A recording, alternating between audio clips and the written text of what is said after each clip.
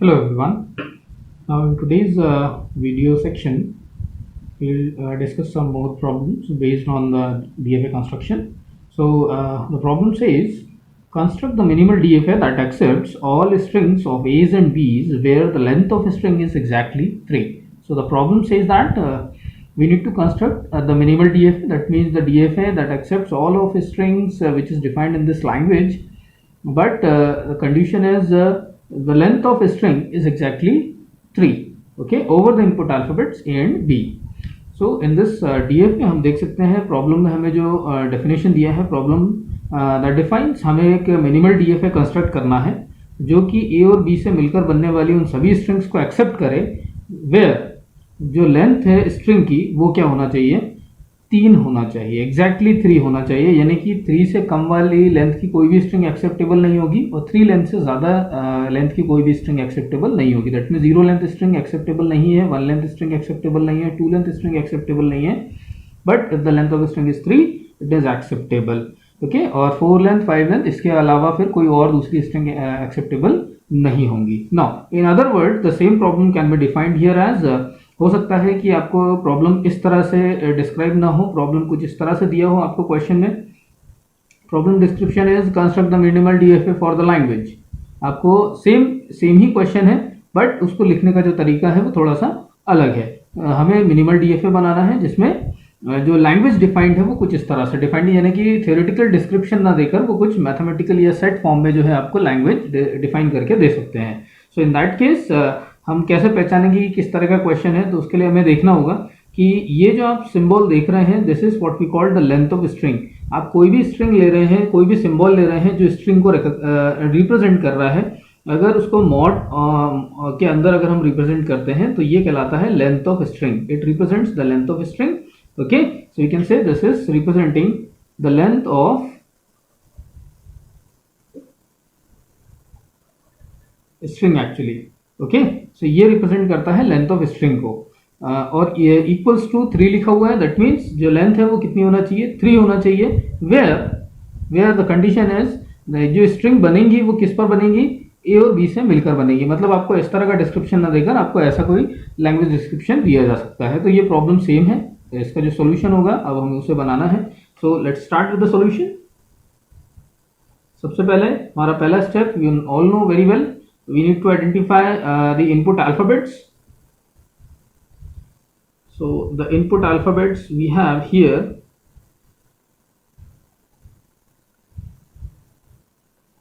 you know that the input alphabets given which is defined here as AB, AB से मिलकर बनने वाली strings हैं, ये इनपुट अल्फाबेट हो गए हमारे। दूसरा जो है हमें आइडेंटिफाई करना है फिर लैंग्वेज, दूसरा स्टेप हमारा लैंग्वेज को आइडेंटिफाई करना है। लैंग्वेज हम कैसे आइडेंटिफाई करेंगे, सबसे पहले हम जो है अपनी यूनिवर्सल लैंग्वेज बना लेते हैं। हमारी जो यूनिवर्सल लैंग्वेज होगी वो क्या होगी, एप्सिलॉन, सबसे छोटी string 0 length string, a 1 length string और it may be 1 length string, double a b, b a, double b, ये हमारी सारी की सारी हो गई। ये है 0 length string, both of these are 1 length string, they all are 2 length string. Now the 3 length strings are, I am writing it here, it starts from triple a, then a b, a b a double b, then B A, B A B, B B A and triple B. So we can say that these are called 3 length string, जिसमें आप देख सकते हैं 3 ही alphabets हैं, चाहे वो A और B किसी भी सीक्वेंस में आ रहे हो, किसी भी अरेंजमेंट में आ रहे हो, but the length is equals to 3, okay. Then and so on, we have 4 length string, just for example 4 times A, then A B and so on. So we have infinite number of strings that comes in this language। अगर हम यहाँ से देखें सो इस language के अंदर हमारे पास infinite number of strings हैं जो इस लैंग्वेज में आती हैं, ओके, जो हम बना सकते हैं। अब अगर हम लैंग्वेज डिफाइन करें अपने डीएफए के लिए, जिस जो वैलिड डीएफए है हमारा, ओके, जो वैलिड लैंग्वेज होगी उस डीएफए के करस्पॉन्डिंग, उसमें कौन कौन सी स्ट्रिंग्स आएंगी, तो हम देख सकते हैं यहाँ पर हमें साफ साफ कंडीशन दी है कि length of string must be 3। That means ये तो 0 लेंथ स्ट्रिंग है, it will be rejected. 1 length strings they are also rejected. Then 2 length strings ये भी रिजेक्ट हो जाएंगी। अच्छा, ये है 3 length strings, so that means triple a b, a b B,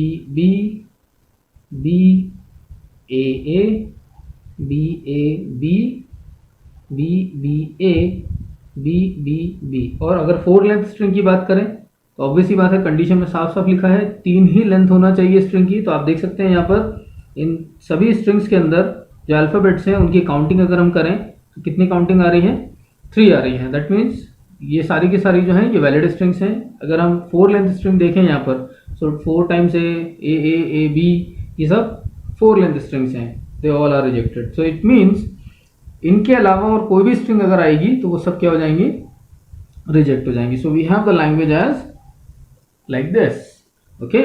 now अब ये हमने लैंग्वेज आइडेंटिफाई कर ली है। अब लैंग्वेज को आइडेंटिफाई करने के बाद हमें अगला हमारा जो स्टेप होता है वो होता है हमें डीएफए को जो है डिज़ाइन करना है। अब डीएफए डिज़ाइन करने का जो तरीका है वो क्या होगा, हमें इस चीज़ का अब देखना होगा कि अगर आप देखें तो हम अभी तक जो मिनिमम लेंथ स्ट्रिंग्स थी, हम मिनिमम लेंथ स्ट्रिंग के लिए डीएफए बना रहे थे, ओके। मिनिमम लेंथ स्ट्रिंग के लिए हम डीएफए बना रहे थे। जो भी हमारी सबसे छोटी स्ट्रिंग होती थी हम उसको सेलेक्ट करते थे और उसको रिकॉग्नाइज करते थे। अब अगर हम यहाँ देखें तो ये तो सारी की सारी जो है सेम लेंथ स्ट्रिंग्स हैं, तीनों जितनी भी स्ट्रिंग्स हैं वो सारी की सारी 3 लेंथ स्ट्रिंग्स हैं। दैट मीन्स कि अगर हम यहाँ पर मिनिमम लेंथ की बात करें तो मिनिमम लेंथ में तो सारी स्ट्रिंग्स आ रही हैं। ये जो 8 कॉम्बिनेशन हमने बनाए हैं ये सारे के सारे वैलिड कॉम्बिनेशन हैं। सो इन दैट केस अब हम स्ट्रिंग्स को जो है इन सभी को कंसिडर करेंगे, okay. So let's start with the designing of DFA. ये हमारी इनिशियल स्टेट है Q0, okay. Now let's start with the Q0। अब हम अगर यहाँ ध्यान से देखें तो यहाँ पर हमने जो है यहाँ अल्फाबेट्स के अरेंजमेंट पर कोई बात नहीं करी है। अब अगर आप देखें तो ए से भी शुरू हो सकती है, ओके, या फिर स्ट्रिंग बी से भी शुरू हो सकती है, स्ट्रिंग ए पर खत्म हो सकती है, स्ट्रिंग बी पर खत्म हो सकती है। दैट मीन्स कि स्ट्रिंग ए से शुरू हो, बी से शुरू हो, बी पर खत्म हो, ए पर खत्म हो, ए बीच में आ रहा है या नहीं आ रहा है, बी आ रहा है या नहीं आ रहा है, ऐसी कोई कंडीशन हमें नहीं दी है। हमें सिर्फ बोला था कि लेंथ 3 होना चाहिए। दैट मीन्स कि अब अगर स्ट्रिंग में जो है ए आए या बी आए, बस लेंथ 3 से ज़्यादा नहीं होना चाहिए। ऐसी कोई स्ट्रिंग जो जिसकी लेंथ 3 से कम है या 3 से ज़्यादा है, वो सारी स्ट्रिंग्स जो है वो रिजेक्ट होनी चाहिए, वो पास नहीं होना चाहिए। दैट मीन्स जब वो स्ट्रिंग्स खत्म हो तो फाइनल स्टेट पर ना हो। हम फाइनल स्टेट पर तभी पहुंचे जब स्ट्रिंग में 3 अल्फाबेट्स हमने रीड कर लिए हो, एग्जैक्टली 3 अल्फाबेट्स रीड किए हो। सो इसके लिए हम कैसे बनाएंगे, अब अगर आप यहां देखें, अगर मैं यहां पर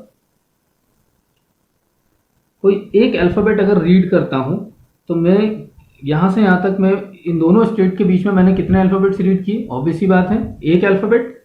ऐसे ही अगर मैं एक स्टेप और आगे चला जाऊं, अगर मैं एक स्टेप और आगे चला जाऊं तो मैंने कितने अल्फाबेट्स रीड कर लिए,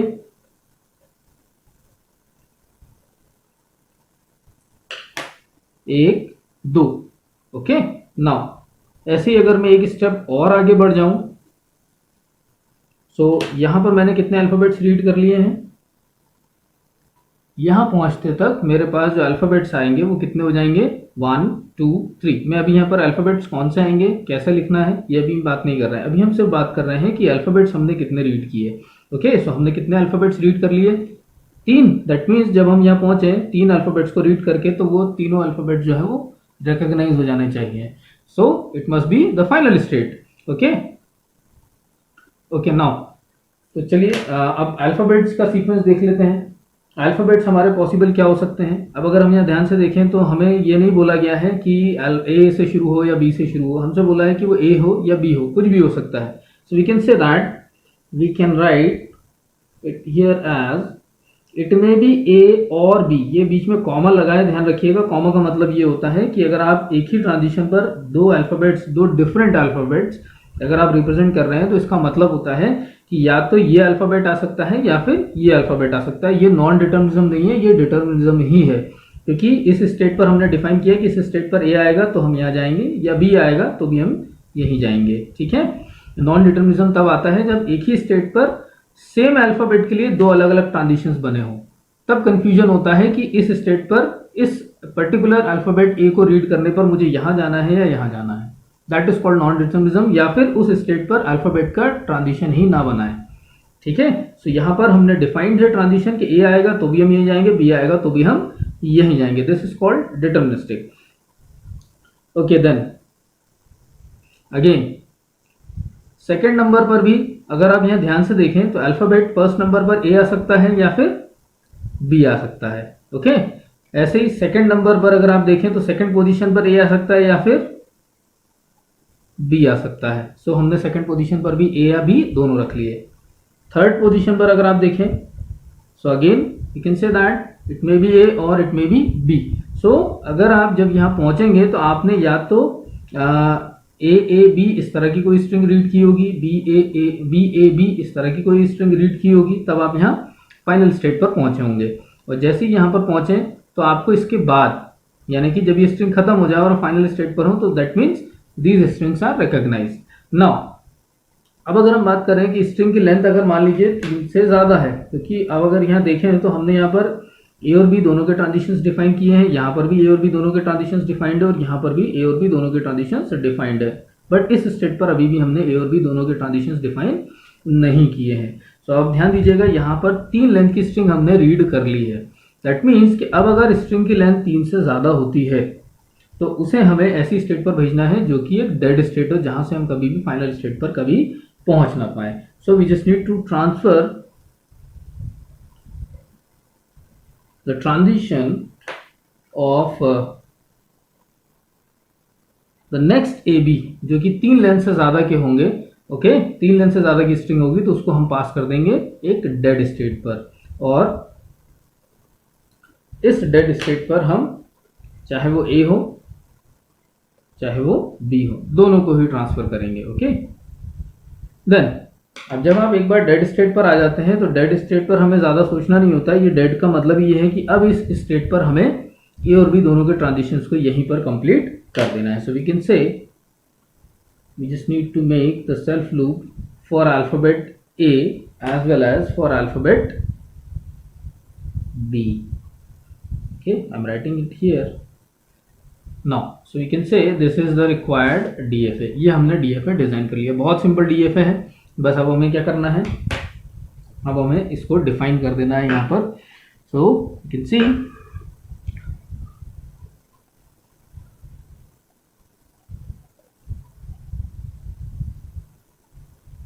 formal definition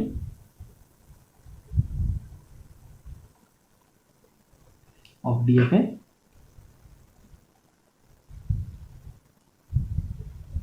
with the help of 5 tuples. So DFAD is defined with the 5 tuples as Q, Q naught, set of input alphabets, set of final states and the transition function. Now one by one अब हम इसको define करते हैं। यहाँ पर Q, Q naught, then set of input alphabets, set of final states and last the transition function. Okay, so one by one हम इनको define कर देते हैं। set of states we have a 1 2 3 4 5, we have 5 states, starts from Q naught, then proceed to Q2, Q3 and at last we have Q4. Okay, then the next is, this is what we call set of states. Then Q naught state is the initial state where Q naught always belongs to Q, it is the part of state. Okay, set of states. Then the next is input alphabets. We have already defined the input alphabet here. So we have the input alphabets as A, B. Then set of final states we have. So how many states? Q3. We have only one single state which is considered as the final state. It is the final state. Then transition function.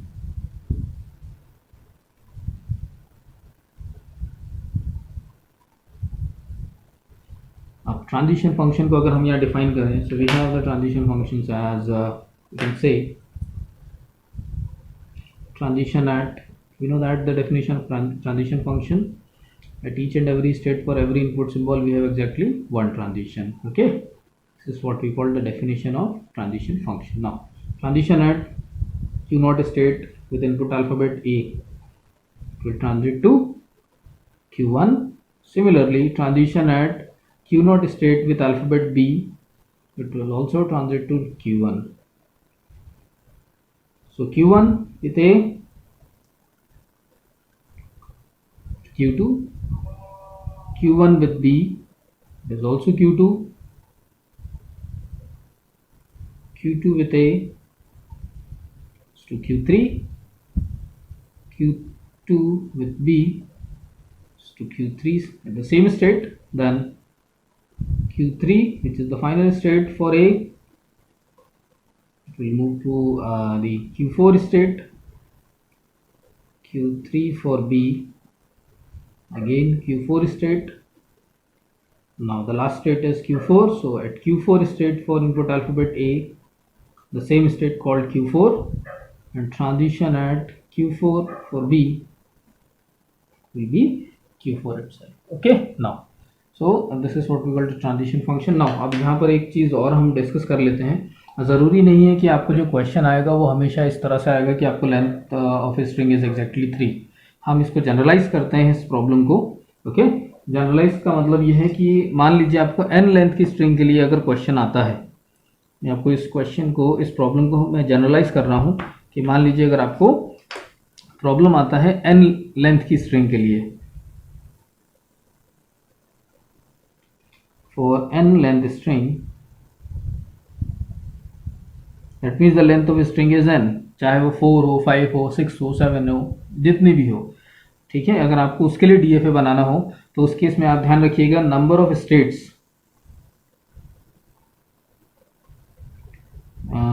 number of states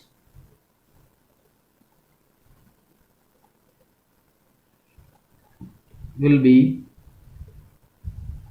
in that case we can see for three number of for the length of string is 3, we required 5 states, so just write down n plus 2. It is always okay, if the length of string exactly वाला question अगर आता है, length of string is exactly n, so in that case the number of states will be n plus 2.